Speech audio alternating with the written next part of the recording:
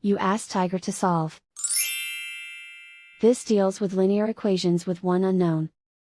The final result is x equals 2 over 5. Let's solve it step by step. Simplify the expression. Expand the parentheses.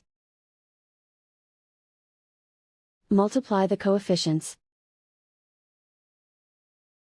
Simplify the arithmetic. Combine like terms. Swap sides.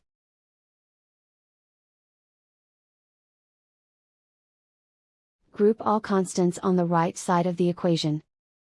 Subtract 9 from both sides. Simplify the arithmetic.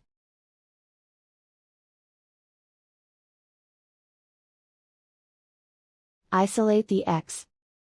Divide both sides by -15. Cancel out the negatives. Simplify the fraction. Cancel out the negatives. Find the greatest common factor of the numerator and denominator.